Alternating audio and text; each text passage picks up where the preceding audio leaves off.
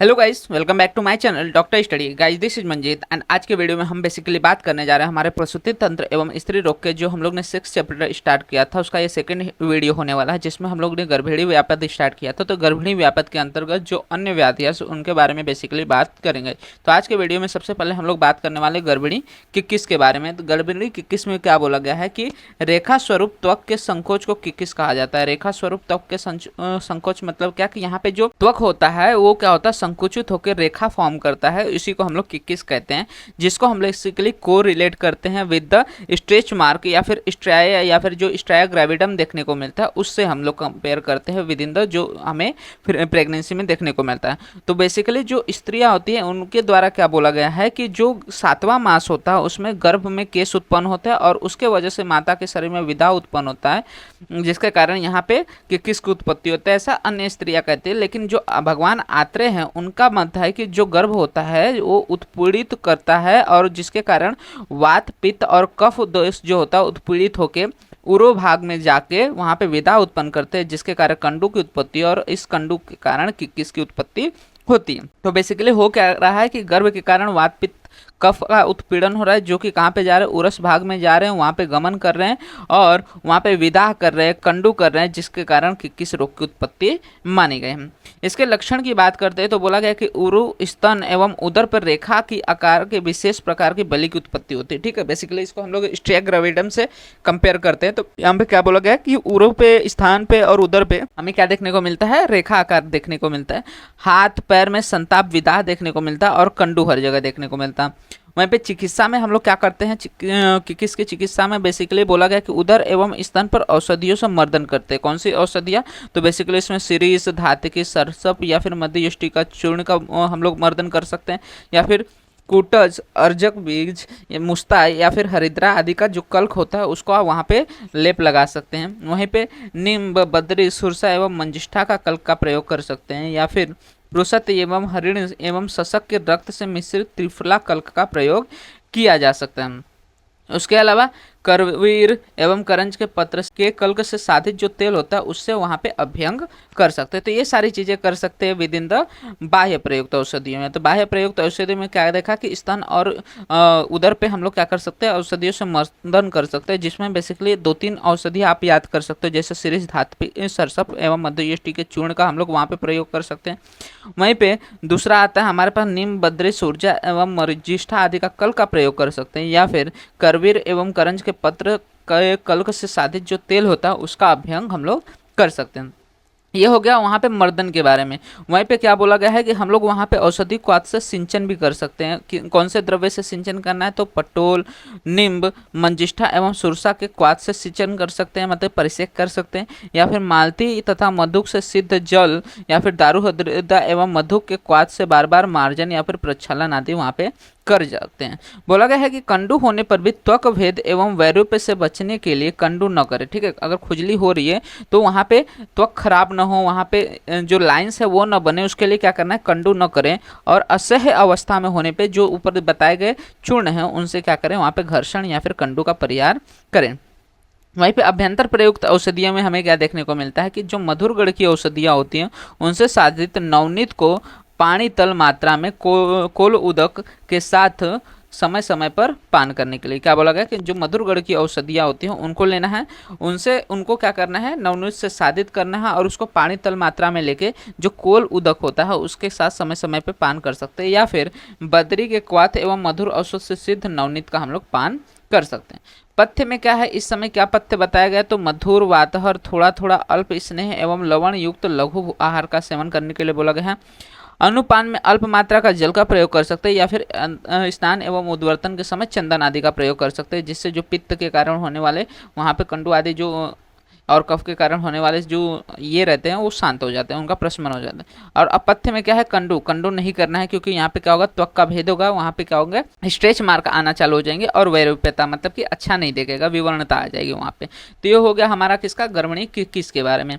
इसके बाद आता है हमारे पास गर्भिणी शोभ की चिकित्सा। तो गर्भिणी शोभ की चिकित्सा में बेसिकली जो सोफग्न द्रव्य है उसका हम लोग बेसिकली प्रयोग करते हैं, तो जिसमें हम लोग केवल पुनर्नवा के क्वाथ का पान कर सकते हैं। हम लोग को मालूम ही है कि सोफग्न द्रव्यों में पुनर्नवा पुनर्नवा एक अच्छा द्रव्य है जो कि क्या करता है, इन्फ्लेमेशन को कम करता है। तो यहाँ पे क्या बोला गया कि केवल पुनर्नवा के क्वाथ का पान कर सकते हैं, या फिर कृष्णपर्णी, बला या फिर वासा के क्वाथ का पान कर सकते हैं, उष्ण जल से स्वेदन कर सकते हैं, या फिर दारुण विवेचन आदि का प्रयोग इसमें करने के लिए मना किया होगा। क्योंकि गर्भिणी स्त्री में हम लोग कभी भी कोई दारुण कर्म नहीं करते या फिर कोई तीक्ष्ण कर्म नहीं करते, ठीक है। तो इसलिए इसमें विरेचन आदि कर्म करने के लिए मना किया गया है। उसके जगह पे हम क्या कर सकते हैं, जो सोफग्न नाशक द्रव्य जैसे कि पुनर्नवा उसके क्वाथ का पान करा सकते हैं।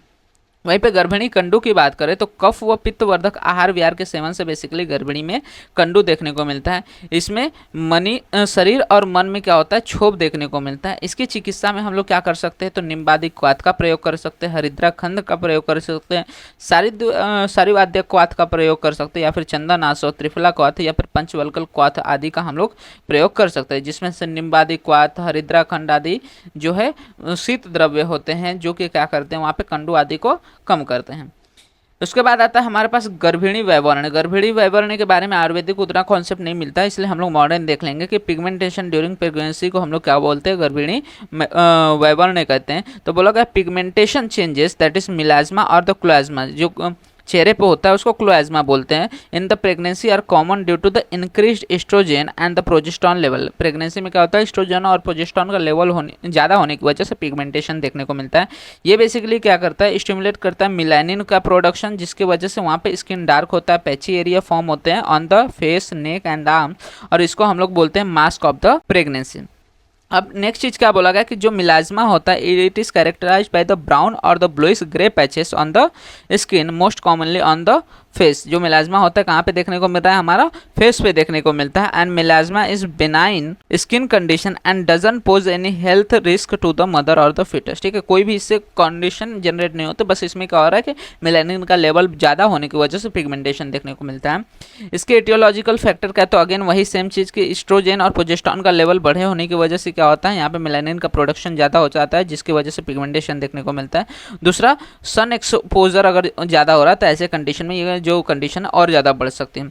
कहाँ कहाँ पे ये होता है, तो बेसिकली फेस में forehead, cheeks, nose, upper lips and chin में हो सकता है। वहीं पे अदर एरियाज में basically neck, arms and other जो सन से एक्सपोज्ड एरिया रहते हैं वहाँ पे ये देखने को मिल सकता है। तो इसमें हम लोग को मैनेजमेंट क्या करना है इन केस ऑफ द वैवर्ण या फिर पिगमेंटेशन। तो पिगमेंटेशन किसकी वजह से हो रहा है, सन एक्सपोजर की वजह से, तो सन एक्सपोजर को लिमिट करना है।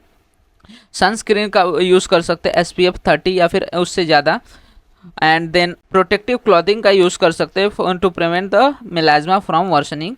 इसके अलावा टॉपिकल ऑइंटमेंट्स का यूज़ कर सकते हैं, या फिर fading after the pregnancy, that is melasma जो होता है अपने आप कुछ मंथ के बाद डिलीवरी के अपने आप फेड हो जाता है, तो कुछ करने की भी ज़रूरत नहीं होती, बस क्या करना है, वर्सन होने से उसको प्रिवेंट करना है। इसके बाद अदर स्किन चेंजेस में बेसिकली ड्यूरिंग प्रेगनेंसी क्या क्या देखने को मिलता है, तो स्ट्रेच मार्क्स बोला गया है, जिसमें रेड, पिंक और पर्पल लाइंस जो है अपीयर होते हैं on the belly, breast, buttocks and the thigh. वहीं पे स्पाइडर वेन्स देखने को मिलते हैं, ऑन वेरिकोज वेन देखने को मिल सकते हैं। तो क्या बोला गया, इन्हें red veins on the face देखने को मिल सकते हैं, नेक देखने को मिल सकते हैं, and arms due to the hormonal change and increased blood volume. इसके बाद गर्भिणी कंडू का हम लोग ने थोड़ा सा देख लिया है, उसके को रिलेशन में ईचिंग ड्यूरिंग द प्रेगनेंसी को देख लेते हैं क्या किस तरह से होता है। तो बोला गया कि itching is common during the pregnancy and can occur due to the various factor including skin stretching, dryness and the hormonal change, ठीक है। किन किन वजह से हो सकता है, स्किन स्ट्रेच होने की वजह से, ड्राइनेस होने की वजह से, या फिर हार्मोनल चेंज की वजह से यहाँ पे ईचिंग देखने को मिलते हैं।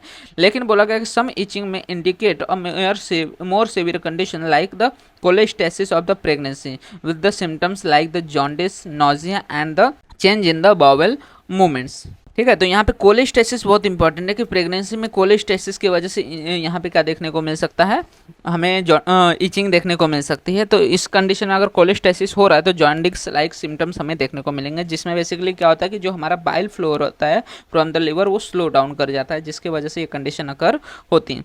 उसके अलावा एटियोलॉजिकल फैक्टर में क्या क्या रहेगा, स्किन की स्ट्रेचिंग की वजह से हम लोग ने देखा हो रहा है। उसके बाद दूसरा ड्राइनेस की वजह से हो रहा है। ड्राइनेस किसकी वजह से हो रहा है, हार्मोनल चेंज की वजह से ड्राइनेस देखने को मिलता है। हार्मोनल चेंज में क्या बोला गया कि fluctuation in the hormone can affect the skin and cause the itching. इसके अलावा कुछ इरिटेंट्स जैसे कि परफ्यूम हो गया या फिर कोई इरिटेटिंग थिंग्स है जो स्किन को इरिटेट करे तो वो भी इचिंग कॉज कर सकते हैं। And cholestasis of the pregnancy में भी हमें देखने को मिल सकता है। कॉम्प्लिकेशन क्या हो सकते हैं यहाँ पे, तो सेवियर या फिर परसिस्टेंट इचिंग। इचिंग अगर कुछ समय के लिए रह रही तो ठीक है, लेकिन अगर सेवियर या फिर परसिस्टेंट है तो एचए में क्या होगा कि इचिंग जो होगी इंटेंस होगी, इंटरफेयर्स विद द स्लीप और doesn't respond to the medicine. और अकम्पनिंग सिम्टम्स में क्या रहेगा कि जब जॉन्डिस रहेगा तो ऐसे कंडीशन में नॉजिया, लॉस ऑफ एपेटाइट या फिर change in mobile moment found हो सकते हैं। मैनेजमेंट की बात करें तो मैनेजमेंट में अगेन क्या करेंगे, यहाँ पे स्किन स्क्रेचिंग के वजह से हो रहा है तो जिसके केस में हम लोग मॉइस्चराइजर का यूज़ कर सकते हैं कोल्ड बाथ्स लेने के लिए या फिर शावर लेने के लिए अप्रिशिएट करना है, and then loose clothing use करना है और जो भी इरिटेंट्स हैं उनको अवॉइड करने के लिए बोला। इसके अलावा हमेशा हाइड्रेटेड रहना है, प्लेंटी ऑफ वाटर ड्रिंक करना है जिससे स्किन हाइड्रेटेड रहे। ह्यूमिडिफायर का यूज़ कर सकते हैं, साथ ही साथ टॉपिकल कॉर्टिकोस्टेरॉइड्स का यूज़ कर सकते हैं जो कि वहाँ पे इचिंग को प्रिवेंट करेगा। एंटीहिस्टामाइंस या फिर अर्सोडिऑक्सिलिक एसिड का यूज़ कर सकते हैं जो कि एक नेचुरली अकरिंग बाइल एसिड है जो कि हम लोग यूज़ करते हैं to treat liver and the gall bladder condition. ठीक है, तो ये सारी चीज़ें हमें देखने को मिलते हैं विद इन द गर्भिणी व्यापत। तो गर्भिणी व्यापत के जो आयुर्वेदिक पार्ट्स थे ये मोस्टली हमारा कवर हो गया है इसके साथ। तो होप आपको सारी चीज़ें रिलेटेड टू दिस क्लियर हो गई होंगी। इसमें ज़्यादा दिमाग नहीं लगाना, कॉन्सेप्ट भी कुछ नहीं है, जो चीज़ें हैं डायरेक्ट हमें क्या करना है, याद करना है। तो आप क्या कर सकते हैं, ये वीडियो देख के जो भी चीज़ें मैंने बताया है उसको बस याद कर लीजिए, इससे ज़्यादा इसमें ज़्यादा दिमाग लगाने की ज़रूरत नहीं है। तो होप आपको सारी चीज़ें यहाँ तक अभी तक क्लियर हो गई होंगी। इसके रिलेटेड कोई भी डाउट रहता है आप कमेंट सेक्शन में मेंशन कर सकते हैं, मैं ट्राई करूँगा फर्दर वीडियोज़ में उसको और अच्छे से समझा सकूँ। साथ ही साथ वीडियो अच्छा लगा तो वीडियो को लाइक एंड शेयर करना मत भूलिएगा जिससे ज़्यादा से ज़्यादा लोग वीडियो का फायदा ले सकें। एंड इसी तरह के और भी फर्दर वीडियोस इस चैनल पर अपलोड होते रहेंगे तो चैनल को सब्सक्राइब जरूर कर लीजिएगा जिससे आने वाले वीडियोस के नोटिफिकेशन आपको मिलते रहे। और आप हमारे इंस्टाग्राम एंड टेलीग्राम हैंडल्स को भी फॉलो कर सकते हैं जहाँ पे आपको वीडियो से रिलेटेड, नोट्स से रिलेटेड, साथ ही साथ बीएमएस से रिलेटेड जो भी अपडेट्स रहते हैं प्रोवाइड हो जाते हैं जिसका लिंक आपको वीडियो के डिस्क्रिप्शन में अवेल हो जाएगा।